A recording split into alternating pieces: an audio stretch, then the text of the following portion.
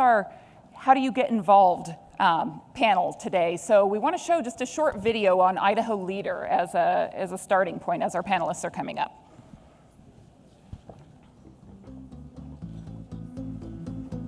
What do you want to be when you grow up? What are you going to do after college? What's your 5-year plan? Is there room for promotion at your job?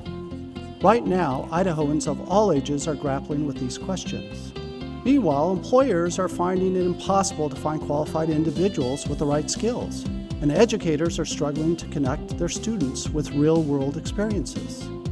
With students busy studying, educators busy managing their classrooms, and employers busy building their businesses, how will they ever find time to create meaningful collaborations? Well, that's why we created leader.nextsteps.idaho.gov and are getting the word out about Idaho's work-based learning opportunities. The opportunities start with learning about work. These are experiences that can happen as early as elementary school, like career education, employer engagement, and externships for teachers. This is where students start exploring possibilities and learning about training. Learning through work deepens this experience. This is where students can engage in internships, pre-apprenticeships, or co-ops. This phase combines in-classroom and real on-the-job experiences. Then there is learning at work, where individuals are fully employed, yet are engaged in training to help elevate their skills or positions, such as on-the-job training or apprenticeships. Are you an employer or an educator? Would you like to become more involved in helping Idahoans connect with in-demand, high-wage careers? Would you like to discover ways to connect with others exploring these questions in your region? Visit leader.nextsteps.idaho.gov to find tools and resources and to make those connections. Okay, I have a question for you. Does anybody recognize the voice that was in that video? Grammar. Rod Grammer. Yes, thank you, Rod. That does sound like his voice. So in your program, everyone has a visual representation of our Idaho Leader initiative. And today we're inviting you to get involved in Leader. There are many ways in which education and employers can partner to better connect education to work. And whichever of these opportunities feels right to you is where we ask you to start. We're going to hear from our panelists who have all been engaged in different aspects of Leader within the 3 major columns that you see on the paper there: learning about work, learning through work, and learning at work. So today, to talk about learning about work is Justin Bailey, who is the BI Solutions Manager at Western States Equipment, and Shannon Andrade, who is a first grade teacher at Iowa Elementary, and they're going to talk about the externship program, which Debbie brought up earlier. For learning through work, we have Christopher Cook, who's the Director of Career Services for the University of Idaho, and he'll talk about a co-op education program that they are just launching. And for our learn at work, we have Marie Price, who is the Director of Training and Development for Idaho Forest Group. Additionally, IBE is leading an effort to build leadership capacity within school districts to improve school outcomes. To speak about the Schoolhouse Initiative, we have Paula Kellerer, who is the superintendent of the Nampa School District. So thank you all for being here. And when I think about Leader, I think about that really being that external engagement part of what we've been talking about today, whereas the Schoolhouse Initiative is really looking at how do we build internal capacity within our districts. Both are super important, and let's hear why from our panelists. So Justin, what were your thoughts when you were approached about hiring a teacher extern? How did you define what you'd have them do? And tell us about your experience at Western States with your extern.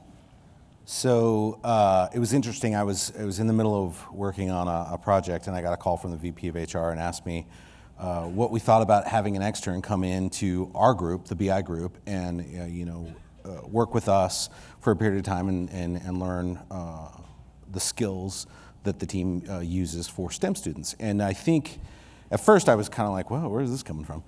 And one of the things, if you walk around Western States and you look in our conference rooms and you read our strategic documents, our purpose is to build our communities for a better tomorrow. And so why not do this program? And I think one of the surprising things to me as we went through it is, okay, yeah, let's do it, let's go for it.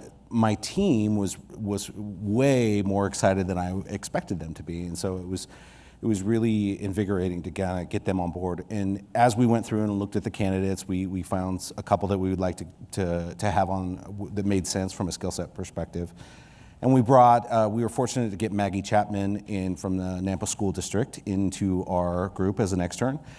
And the next thing is, okay, what are we going to have her work on? And it's kind of thinking, okay, here's a teacher, and we're going to bring her into a group of people that build BI applications and work with data quite a bit, and also mobile applications for heavy construction equipment business. And so what can we do?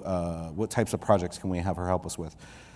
And I have to say, I was monumentally thrilled to see the results that we got with Maggie. We, walked her through kind of our onboarding process that we had done with some folks that we had just brought on the team, and gave her some projects and said, okay, at first, here's something that's already created. Go ahead and replicate it, get a feel for the tools, because she'd never used Power BI or Power Apps as some of the tools that we were using. And from that, she created 3 apps that we use today in our business. And I think the part that I was, as the employer in this, I was expecting, hopefully we get something out of it. But at the same time, what I learned, and I think in talking to Maggie, what she learned about the process is, she was fortunate enough to be there when we were actually going through the hiring process to bring in a new developer.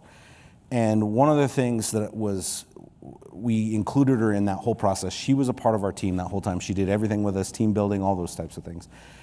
And as we went through the interview process, it became really apparent that was one of the biggest takeaways she had from the experience. And it wasn't, when we go through our interview process, there's obviously a skill set component that we want people that can write the code and do the things we want them to do. But it's much more focused on this idea of using logic to solve problems, being a part of a team, and using those skills to kind of go after problems that you might know about, or might know much about. So one of the apps that Maggie built was a procurement app for facilities. She doesn't know much about procurement and facilities, but she talked with the business, talked with the team. We all sat down, did a design session, talked through what it might look like, and we let her go with it. And part of our process, we use Agile pretty heavily, and I don't know how many folks are familiar with Agile, but in our process, it's really important to, going back to the theme of the big elephant of creating an application and really boiling it down to bite-sized chunks. And so in the Agile process, one of the things that's really important is we put something out there, we'll do a proof of concept, build something, and then there's a whole feedback channel that happens where we sit as a group and say what worked well, what didn't work, and what should we focus on. And we do that for the products we create, and we do it for the team. So every 2 weeks, the team airs its grievances. And as the leader of that team, sometimes that can be a challenge to sit there, and some of the feedback that comes on the board is feedback about me.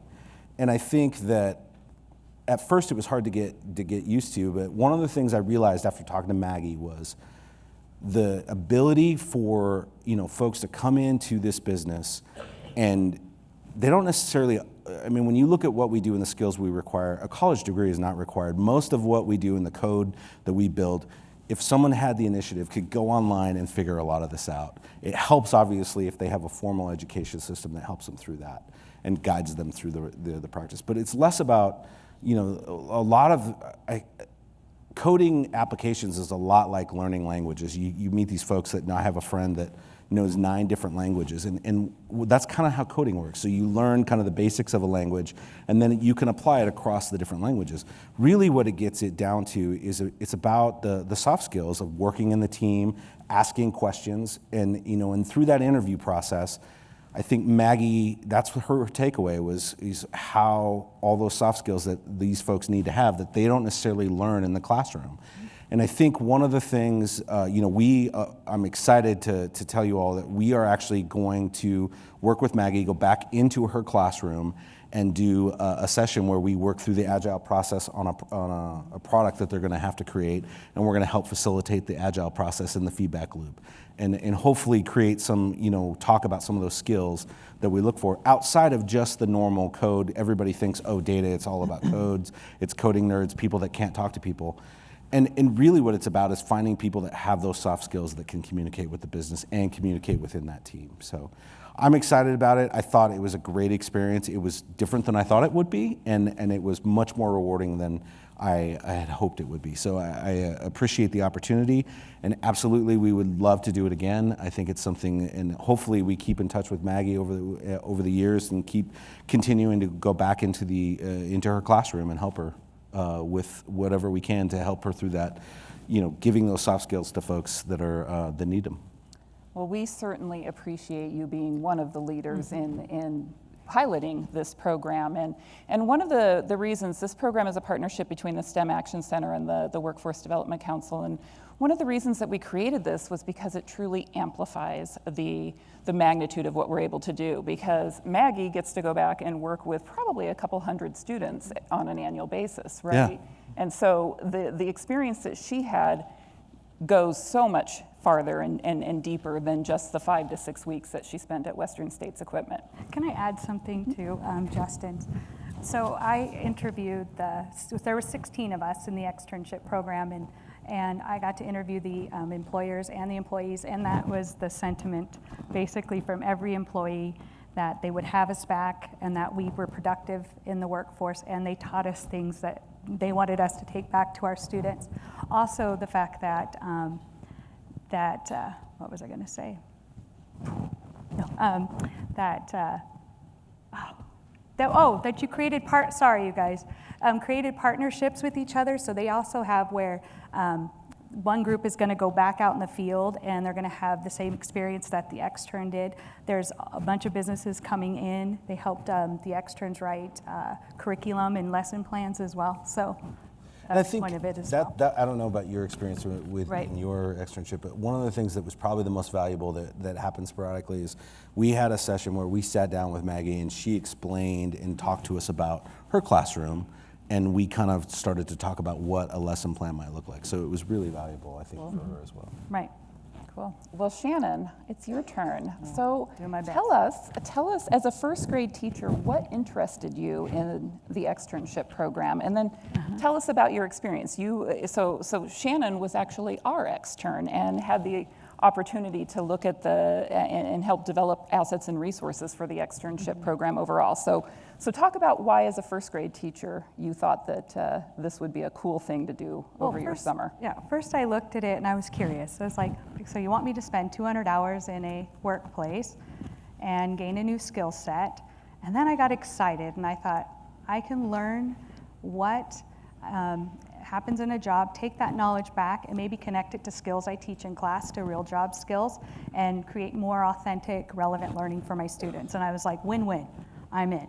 So that is what I was nervous because I didn't know what job I was going to get or where I would be placed. I think I was a good fit for the Workforce Development Council. But that is why I did the externship. So tell us a little bit about what you did during the externship. You mentioned earlier that you had a chance to interview all of the teachers. Right, I was one of employers. 16. They are over there. Say hello. Hello, externs. So, and we were placed in different businesses across Idaho. So that was my job. I also got to learn about the Workforce Development Council and all the work that they do for Idaho and the Idaho workforce, which I had no idea was happening. CTE. I learned to change my vocabulary when I speak to my students. So that was one thing that was part of my experience. But the other part is I helped write the rough draft for the externship program manual, the rough draft.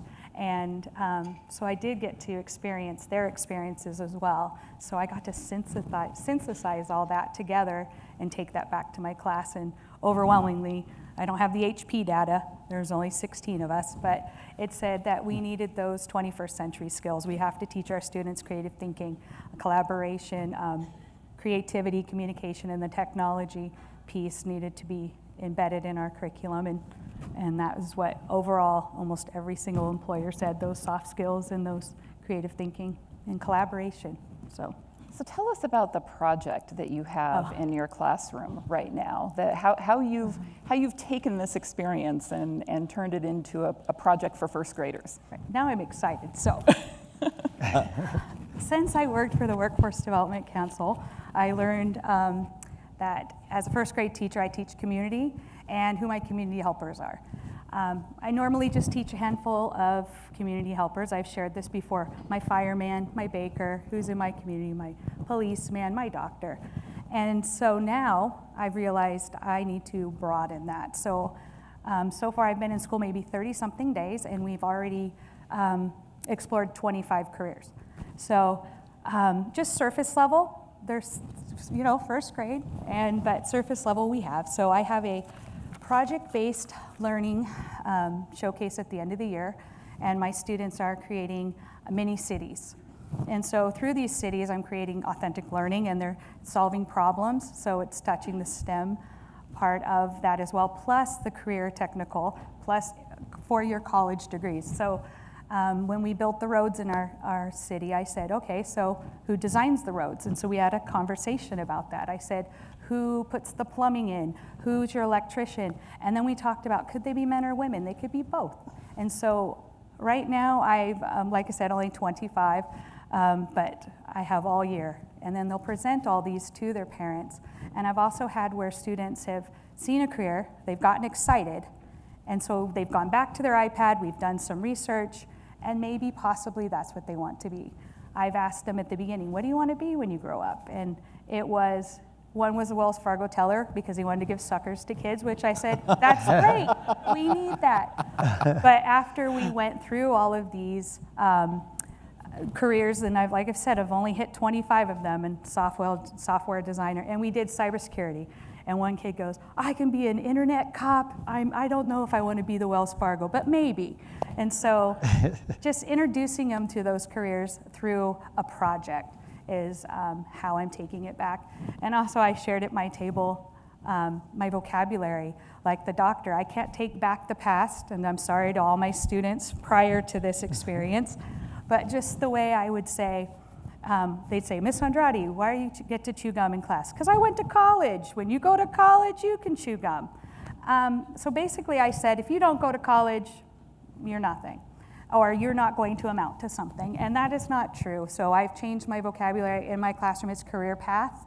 Every avenue that you go, secondary education, that is valid, and like I've said, I've hit every type of career in my class. We're going to hit a lot. It's going to be over 100 and something, but there's all kinds on there by the time the end of the year happens. But so I think if I didn't have this experience with the Workforce Development Council, I would continue down the path I was, and I wouldn't know, and I would still do my little handful of, well, I would have added the engineer because that's what my daughter's doing. But other than that, I would have stayed with my trash man and which are valid careers, but I wouldn't have broadened it. So I'm going to go off script for just a second because we do have a number of the externs who participated in the program. Would you guys please stand up for a minute? And Shannon, you have to stand up too. Oh. Let's give them a round of applause. This is...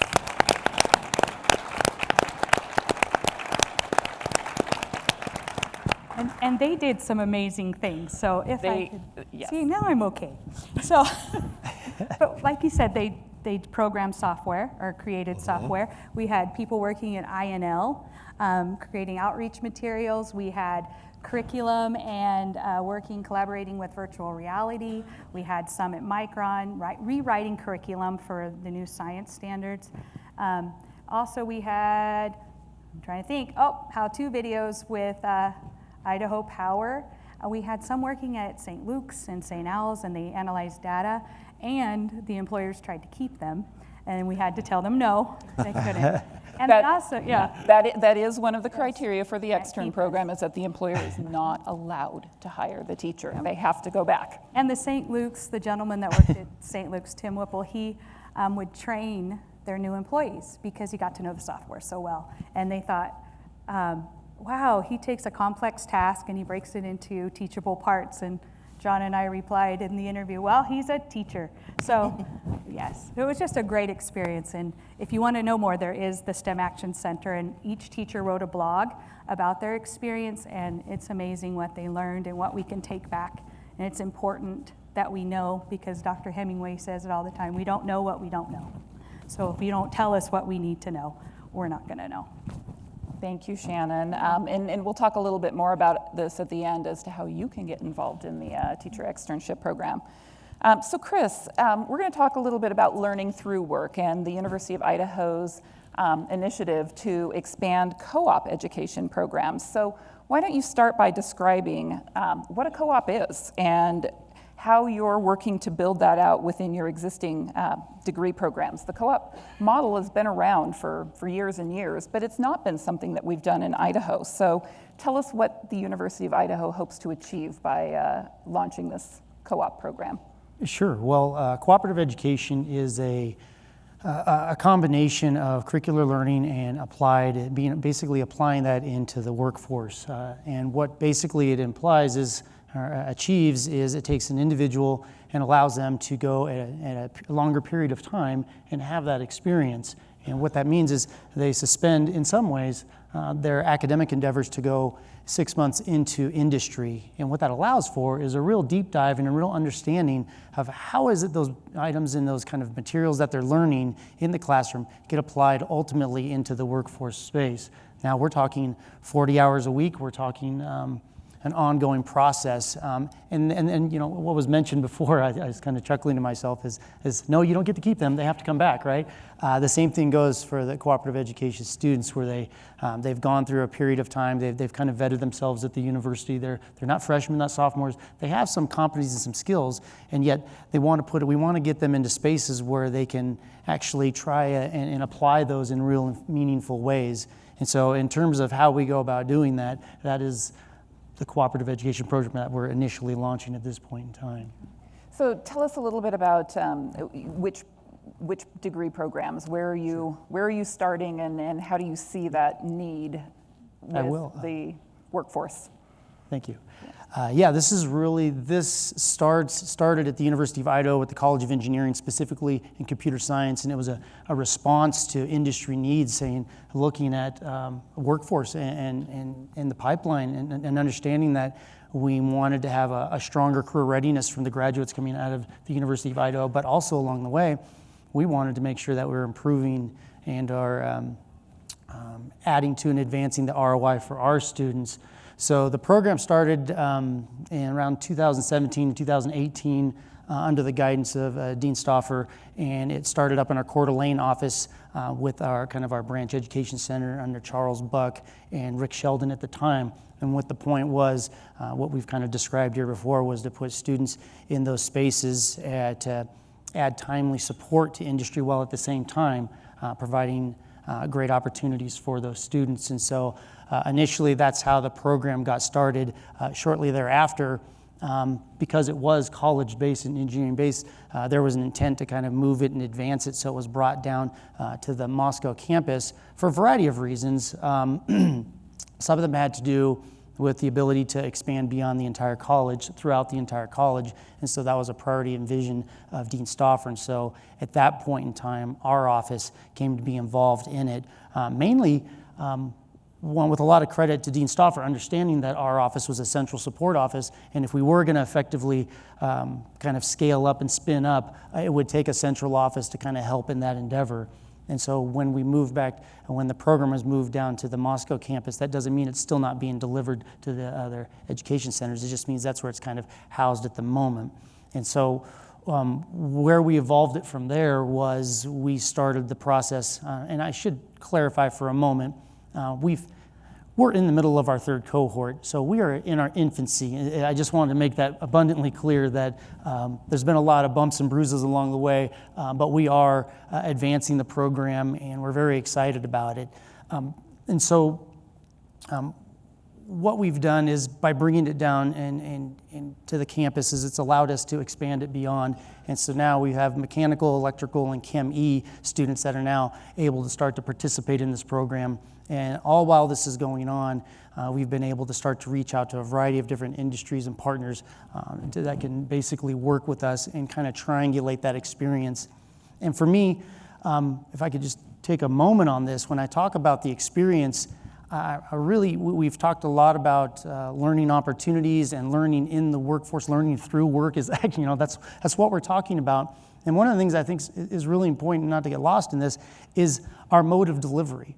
And how do we go about the art of pedagogy, if you will, and how do we go about connecting those experiences and making them meaningful for the students. And so what we've tried to do is we've kind of gone out and done some research on best practices through the major organizations and institutions back east, from Purdue to Cincinnati to Waterloo to a variety of folks like that. And what they've come to show us is that you have to have a strong vetting process on the front end, and you have to have an outstanding monitoring process going throughout the experience.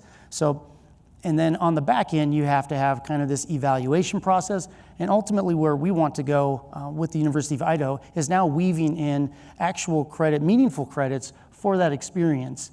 And so those are big chunks of what we're trying to achieve through the cooperative education program. And if I would drill down just for a second, so what does that vetting process look like? Well, if you take a career services staff member, if you take a faculty member, and you take an industry representative and you triangulate that around the student, what you have now is a system of support that allows the student, one, from the faculty standpoint, to understand, is that the best experience for the student? Are we setting them up for success? Do they have some of the skills necessary to be in that space? And then from the employer side, getting the career services staff and faculty getting in that space is working with employers and helping employers understand, hey, what does support and mentorship look like? What is best practices in terms of supporting a student in this space? What kind of projects are we going to be working on? What are some of those real actionable items that ultimately will define the experience for the student? And so that vetting piece is extremely important. And then while they're engaging in that experience, I think it's extremely important that, which we're working towards, is making sure that the faculty stay connected to the student to provide a feedback loop while they're on assignment with the industry. And at the same time, there's conversation and feedback going between the supervisor of the industry, the faculty, and giving the student feedback along the way. So those are those real meaningful components that we're working towards and kind of evolving as we move forward. Thank you, Chris. So just a reminder, as we go through the panel, please do write down your questions and hold them up in the air, and we'll have a few minutes at the end to ask them. So Marie, tell us how Idaho Forest Group has responded to the fourth industrial revolution in recruiting, training, and retaining workers. What kind of skills do you need from your workforce now that you didn't need 5 years ago? And what types of investments are you making in learning at work that you can share with the audience? Well, thanks for the question. So Idaho Forest Group, to give you some background, we are a wood products manufacturer. Hold on just a second, Marie, you're Not live. start up again. I think we don't have your mic. There we go. Okay. Idaho Forest Group is a wood products manufacturing company that's based in Coeur d'Alene. We have over 1,000 employees, and we have 6 lumber mills and 1 finger joint plant, mostly in rural Idaho, with 1 lumber mill in St. Regis, Montana. And so the question could be reframed into, how are we bringing Industry 4.0 to the rural areas of Idaho? And that's a great question. As you know, lumber manufacturing and the forest products industry is a legacy industry. So if you think about what a lumber mill has looked like traditionally, some of you may have been on green chain growing up, maybe. You think of those people, I see someone nodding their heads. You know what green chain is. It's people standing side by side, working manual labor, kind of tough jobs. And has anyone here been to our Idaho Forest Group Lewiston plant and taken a tour? Great, a couple of people have. So in that tour, you will see an operator who is looking at about 9 screens. Kind of looks like the bridge of Star Wars, or maybe Star Trek, if you go back a little ways. And then you look out at the manufacturing floor and you see one machine that is doing all operations of breaking down a log into lumber with no operator standing next to it. So it's really becoming high tech. As Matt Sigelman said earlier, the job descriptions, or the job titles may not change, but the job skills are changing. And so we are embracing technology and really allowing our incumbent employees to learn and grow. So for example, we have Stephen, who is in our Chilco mill, and Stephen works on the production floor and was interested in information technology. So he applied for and was given a 3-month internship. During that internship, he realized that he needed to go back for more education and training to learn programming skills. So our IT department is supporting him. He's taking online classes while he's working full-time in production, and when he completes his coursework, he will then be eligible for a job in automation and technology. Then we have Anita. So Anita's a more mature worker who works in our Athol facility. Has anyone ever been to Athol? You know where that's at? Okay, great. If you've been to Silverwood, you've been to Athol. And so Anita was given the opportunity to work with a robot. And initially, Anita was apprehensive because she was concerned that she did not have the computer skills that were needed or necessary to work with the robot. But at the same time, she also was optimistic because she saw how that might help improve safety in her area, do some of those manual processes that were harder, and allow her to focus on some of the more critical thinking tasks in her job. So Anita worked closely with our automation engineering team, was able to customize a robot to work with her. I don't know if she's named her robot yet, but I've heard it referred to as the Brobot. And so she loves her robot because she now can work focused on quality versus more of the manual parts of her job. So our president, we're a private company, says there's 3 qualities that we need basically in our employees. Foundational qualities are the aptitude to learn, the ability to reason, and a work ethic. And from there, we can build those technical skills, whether they're learned on the job or through further education and training. So talk a little bit about, Debbie mentioned earlier School to Registered Apprenticeship. That's the STRAP acronym that she mentioned. And Idaho Forest Group probably was the first company in Idaho to start using School to Registered Apprenticeship programs. So talk a little bit about that program. Thank you, absolutely. We see School to Registered Apprenticeship, or we call it the acronym STRAP, as a talent recruitment and development strategy. And what it is, it's a piece of registered apprenticeship that allows a 16 or 17-year-old to work in an environment that normally requires age 18, as long as they're with a journey worker or mentor, and give them work experience. So it really provides that on-the-job training component for a student who may be in a career and tech ed program. So for example, we have Stephen, who is working who is at Lakeland School, and he is in the industrial mechanics program and finishing his schoolwork, and he is also working part-time in our Athol facility and learning on the job. Last year, we hired Ronnie, and Ronnie was in the School to Registered Apprenticeship program also at Lakeland High. And she worked full-time in our facility after she graduated in June and decided to go into diesel mechanics. So she's currently enrolled at the North Idaho College Diesel Mechanic program while working part-time with us. I happened to be touring Sandpoint High School a couple of years ago and ran into one of the School to Registered Apprentices that Idaho Forest Group had just hired. And the principal came up and was telling us how excited they were about this opportunity, and that they'd had some challenges in figuring out how to get his math course and his English course and all of that lined up with the work schedule. And he looked at me, he says, "We just decided we needed to get out of the way." And I really applauded, how they looked at that opportunity for that student who, shared with me, I'm making $16 an hour now. They're going to send me to North Idaho College for this program, and when I get done, I'll be making $32 an hour. Wow. It was an amazing, eye-opening experience, and I just really applaud Idaho Forest Group for investing in that program. There's a couple points to make from that too. One is when our regional managers and superintendents go into the classroom and they talk to a group of students and tell them about what the jobs are and what the opportunities are for living wages in a rural economy, it gets them very excited. Many of them want to stay in their local areas, and so giving them that vision that they can actually make a living wage and they don't have to leave the community to do so is really refreshing. On the other hand, when our employees go out and talk to students and tell them they have to take a drug test to qualify it does get attention. And so it does sometimes narrow the pool, but I think if a young person can learn at that age that avoiding drugs is the way to go and the opportunities that are there, it will give them that path to grow and develop good habits. So these have all been great examples of those kind of external partnerships. And Paula, I'm going to turn to you and have you talk a little bit about working with Idaho Business for Education and how that has assisted you in focusing on your strategic goals and the ways that you will achieve those goals within the Nampa School District. So we partner pretty frequently with Idaho Business for Education. They generally describe their work in two places, at the State House and then at the schoolhouse. And so we partner in the State House side in looking at policies and things that impact us in education.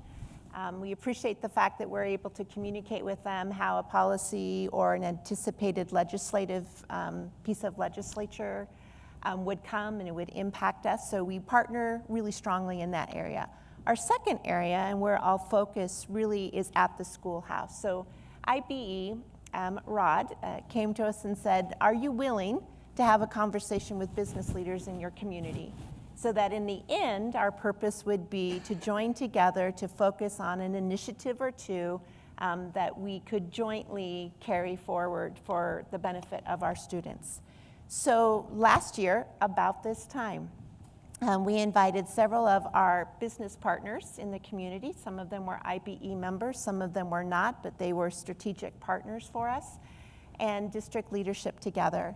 We spent 6 months digging into data. We shared the good, the bad, and everything in between. We celebrated those things that Nampa was doing really well, and we pondered about those areas where we aren't yet where we want to be. And then we started looking at strategies that we could use to address, or what it would look like. We brought in our strategic plan. We had wonderful conversations about whether the things we said we were going to do in the strategic plan were really going to get to solving some of the issues that we were seeing in data. So we aligned the strategic plan with our business partners at the table. In the end, we started brainstorming about high leverage instructional strategies or other strategies that we could use to address some issues. Not surprising, and in complete alignment with the governor's task force, there were 2 areas that this group of people felt they really needed to tackle first because they were most important and because we could leverage and move forward quickly. One of them was early education, and we were purposeful in early education. We certainly want to focus on literacy, but we believe really strongly, and there's some research out there, that if a student understands numeracy and understands number sense at an early age, they are highly likely to continue past high school. It's a really strong piece of research, longitudinal. So we talked about early learning and what we would do there. Another key component of that is the social emotional. We've talked about it today several times.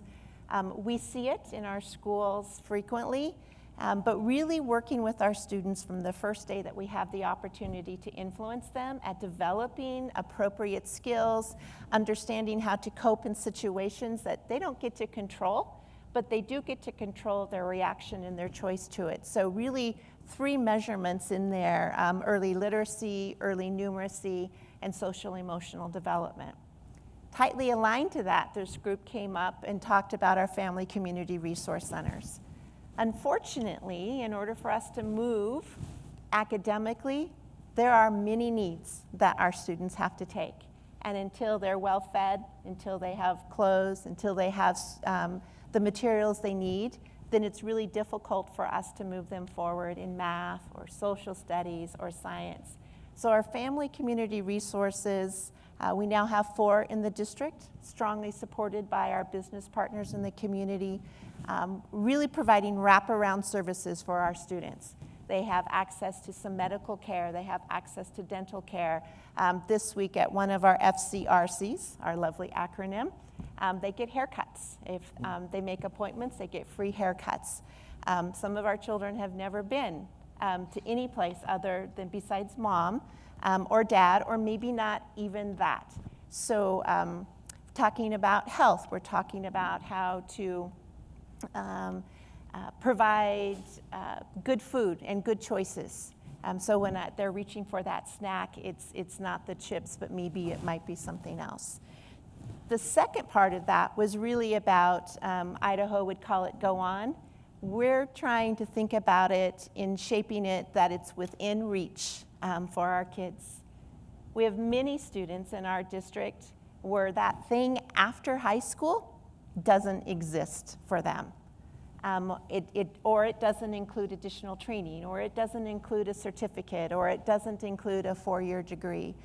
So our conversation is about how can we convince students early on that that thing after high school is within reach. Yes, even I can be planning and thinking about what the future holds for me.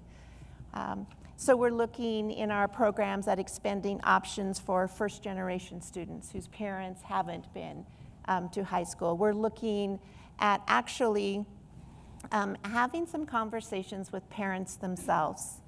And in partnership with IBE and the Federal Reserve, yes, the Federal Reserve, IBE, and NAMPA really hope, and Rod talked about this, to change the culture around the conversation.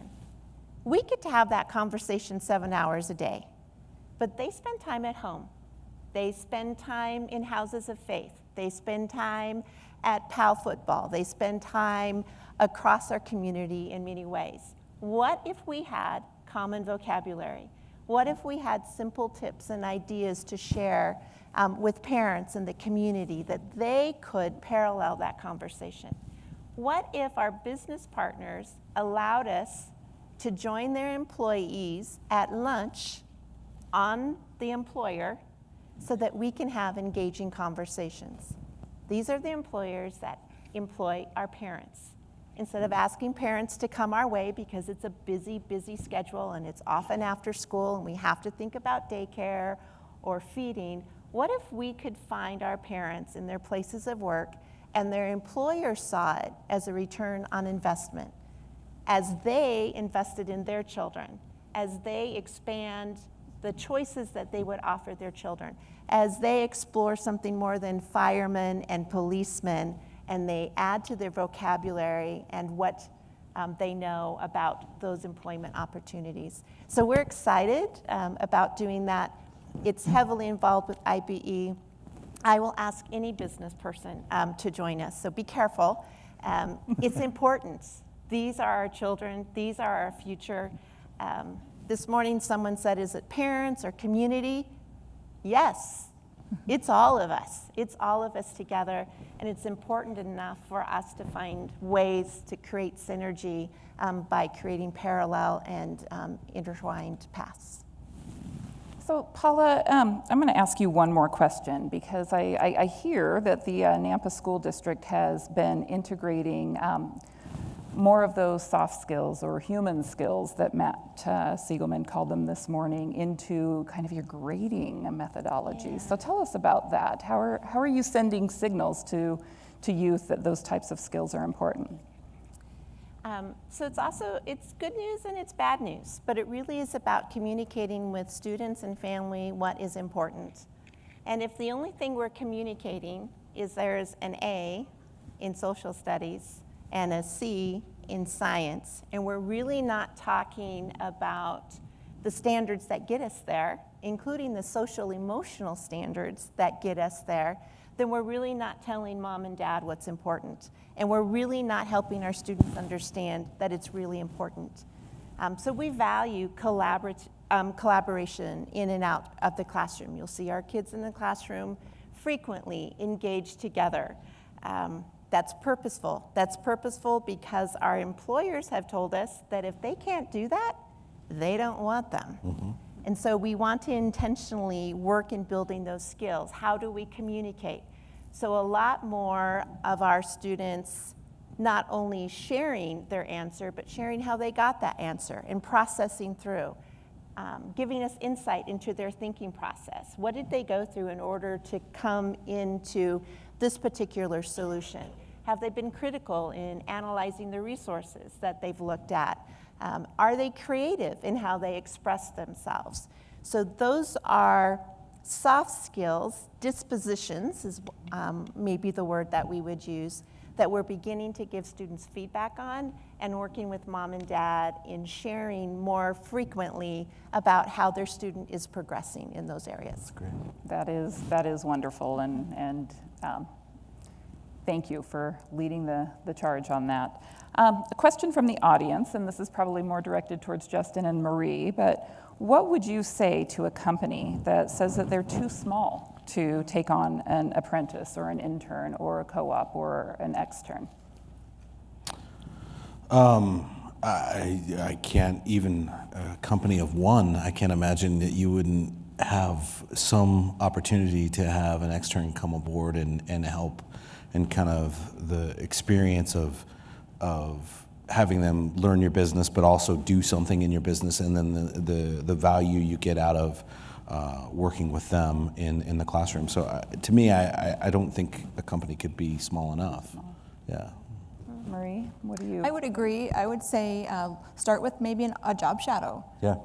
Just have someone come in and watch what you do, and then look at how can you expand from there. What did that student gain from that, and what are some ideas that might generate from that experience to bring someone on to maybe then go into an on-the-job experience for a short time and then grow from there. Yeah, absolutely. Great. It's a bit of a paradigm shift, isn't it? Like from an employer standpoint, saying I'm going to be a consumer of talent, I'm going to be a producer of talent.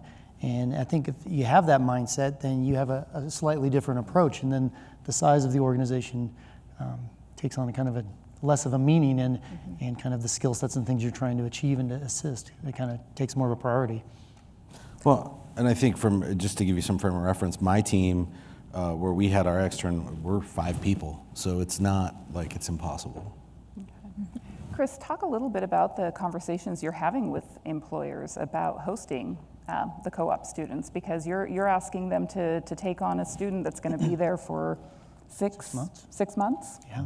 So how are employers viewing that, and what are some of the challenges maybe that they're raising, or what are some of the exciting parts about it that you're seeing? Yeah, it's a fascinating conversation with industry, because on one hand they want to be there, they want to be engaged, but on the other hand they're looking at the work that needs to be done at hand, and so there's somewhere in the middle that becomes very important in supporting the industry partner. And I'm a broken record on this, but we as educators must come to the space with a level of support, and the employers come to the space with the resources and opportunity, but we work together to help that kind of manifest. And when we're working together, the student, if you put the student at the center of that equation, then that experience starts to take on a whole new meaning. And what we've seen from just the first 2 cohorts that have gone through our cooperative education program is that when we have an engaged supervisor and an engaged faculty member, it's a shared lift. It's not all on the employer, it's not all on the faculty, it's not all on the student to try and figure out what is this experience going to be in that project. There's a conversation about the appropriateness of the tasks and the duties and the skills that we're targeting, and those are set in advance when the faculty members interact and when our office is interacting. Again, when I talked about that vetting process, it's an important component to make sure that you're setting everybody up for success, not just the student, but also the industry partner well. And so what we're seeing is that feedback and dialogue and conversation is being extremely well received. And more importantly is what we're seeing is the student goes through that. There's extremely positive outcomes that are coming out on the back end in terms of how the student feels about the experience, how they feel about that organization, and vice versa, how that organization feels about them, and whether they'll bring them back or what it looks like down the road. But those skills that they get developed are extremely, they're just extremely valuable because of the input that's coming both from the applied industry side and the curricular side from faculty. And those 2 pieces, I think, is why it's just so exciting to be a part of that process and add value to the career readiness of that particular student and be a vital partner to industry now. I mean, immediately right now, right in front of them. So you have an individual that's adding value to the organization now because of the skill sets that they've kind of vetted through their educational process. But you also have the potential for a good fit later down the road in terms of a conversion from, if we're talking about pipeline and interns and co-ops, you're talking about making that conversion and making them a full-time employee, and one that's, I won't say turnkey ready, but one who's coming and really ready to add value immediately coming out of their educational experience.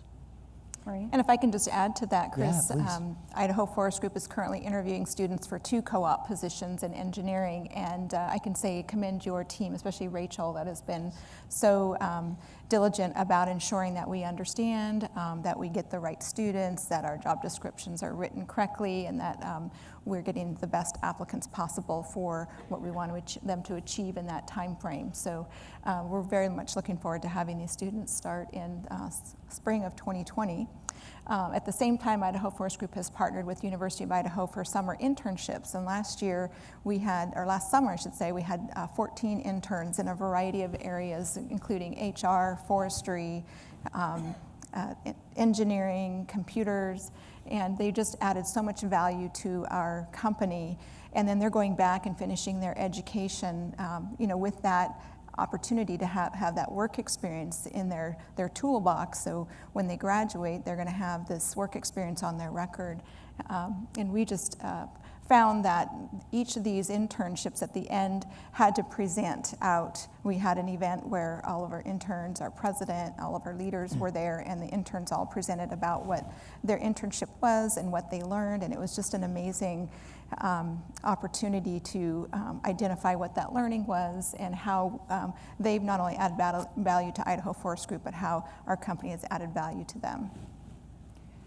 So, earlier we talked about, or Matt and others talked about employers needing to send the right signals, right, to education. And I sense that in addition to sending the right signals through these types of partnerships, we're also probably creating some shared empathy. I know that Shannon, in interviewing all of the externs on this project, she at least brought back to us some feedback about how teachers are valued. Do you want to talk a little bit about that? Will you talk a little bit about that? The bad. No, I'm just kidding. Well, a few interviews. We had one where she was just saying, she has great work ethic. She was organized. She did this, A, B, C, checked out. She would be employable in the real world. And we were like, we are employed. So that was we are employed. Yes. So. But then they were just surprised with our work ethic and that our learning curve was really fast. We stepped into the business. We did have a learning curve, but just same with yours. But once we learned, we wanted to be there. We wanted to learn, so we could take that back to our students. And with the Workforce Development Council, I just like to do all these careers. It's they have the content and the context to make that 8th grade plan, because we expect them to make it. But if they haven't had it and continue to have it, they're going to show up and go, I think I talked about this in 4th and 5th grade, and then I have to make my plan and go to high school. That is why I found it important I need to start that conversation with them now, and then I need to start teaching those skills that the employers said they needed to have. So, Paula? I just wanted to connect and build on yours and then go back to the size of a business. The shared empathy idea is really significant. The more that we spend time together as educators and business leaders, I get to understand your world, you get to understand my world, and then when we cross or intersect in other places, like at the legislature, then we're able to talk about the experiences that we've had.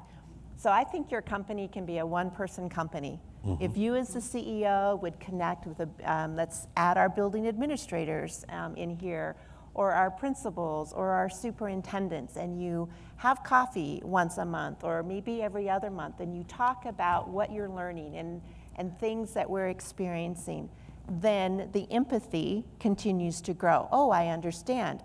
Is that what you have to do? How many people do you have to evaluate every year? Those type of conversations help us understand, and then we also understand that business, and that can come back into the classroom and into our schools and into our districts and building partnerships. So why don't we have each of you give just kind of a closing remark on, what you would advise either other businesses or teachers or educators to do within Leader and looking at how we engage. I mean, what would be what's your elevator pitch? Why would you get involved in this? Well, I guess I'll go first. I think, to me, the value of it, initially I thought, we'll get something done in our business. And selfishly, we can have a skill or something that we need done. And I think the value of it that I took out of it goes back to the purpose of Western States is building our communities for a better tomorrow. And I think that there's that intrinsic value of I'm doing something for the community. And I look at my daughters and talk to them about the externship, and they thought it was pretty cool that a teacher came into my workplace and worked with me. So I guess the advice I would give a business is it's important to invest in the communities we work in. And you should absolutely participate in the externship program, whether you're large or small, because I think that there's always value in having conversations with educators and educators having conversations with business. And I agree with you. But I would add, for an educator, we can't teach our students what they need to know if we don't know. So, and it's up to us to go find that information so that we don't limit our students to this is where you need to be, because this is all I know. So it's our job to learn. Like we teach our students and they need to learn, so just do it. That's what I see. Yeah, and I think pathways to prosperity, right? That's what we're talking about in a variety of different ways, whether it's industry-facing, student-facing, academically facing. And those start with conversations, and they'll start with interactions, and they'll start with relationships. And so for those of us in higher education, we need to reach out to industry. We need to have those conversations and relationships because it's pivotal that we understand industry's perspective. Diversity of thought is value added to the conversation here, and there's only one way to get diversity of thought through the conversation. That's to have the conversation and start to do outreach and start to connect in meaningful ways. And I really love the point about that, understand that empathy component and walk a mile in someone else's shoes. And I think you start to understand how we can empower and uplift all of us. And it's kind of an all boats rise. And right now, even with the economy the way it is, and it looks great, but we know it's cyclical, and we know there'll be tougher days in front of us. And the thing that'll get us through those tougher times is those relationships and those pooling of resources that allow us to continue to be innovative and connected and move us forward. So for me, those are just some of the critical components on why should we make outreach from education to industry. Why should we do it? Well, it's how we get forward. That's how we advance ourselves. And depending on who you are and whatever your perspective or your paradigm is, you need others. We're always going to need others if we're going to move this forward collectively. So. And I would just speak on behalf of the rural areas to say that it's so important for our employers and to be involved with the schools, because that's your talent pipeline. That's your homegrown talent.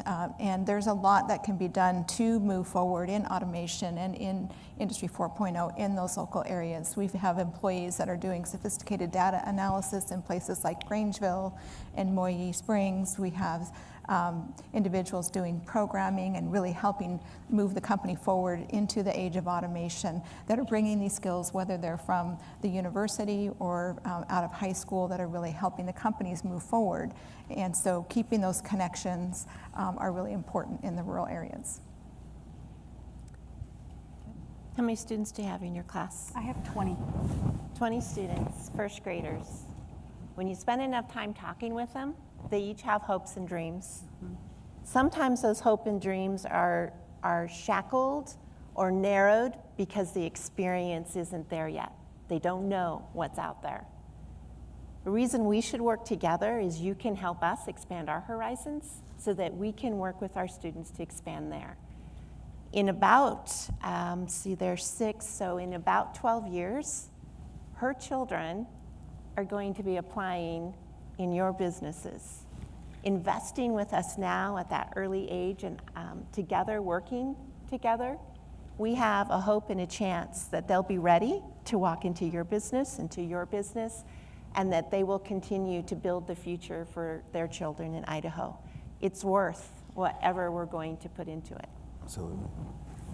So one last thought, and I know sometimes we think that these types of programs, need infrastructure, there needs to be critical mass, but I'm going to give an example from Weiser, Idaho, if I may. The former superintendent of Weiser is in the back of the room over here.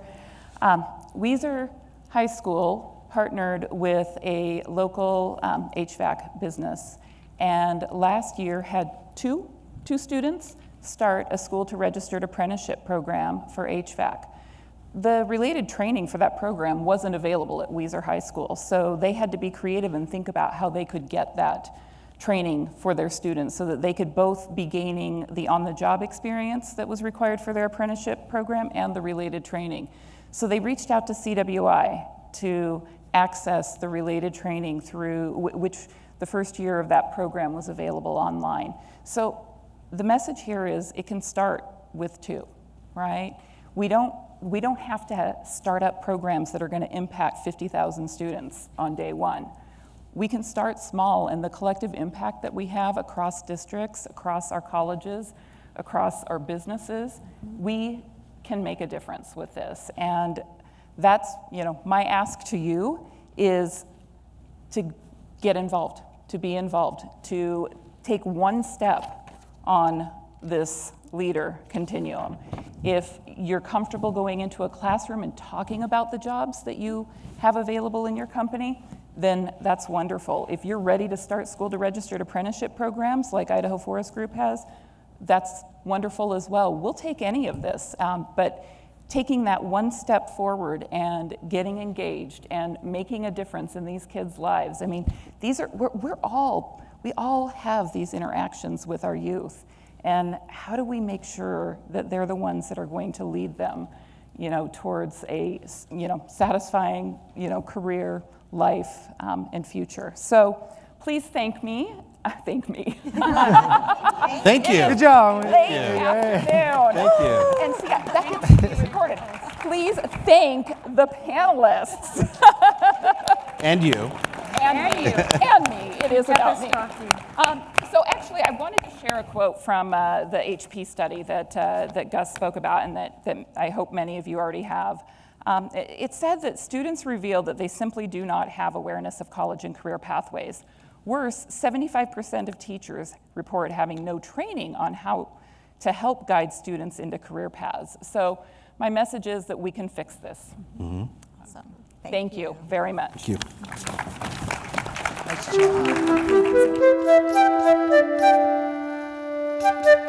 job.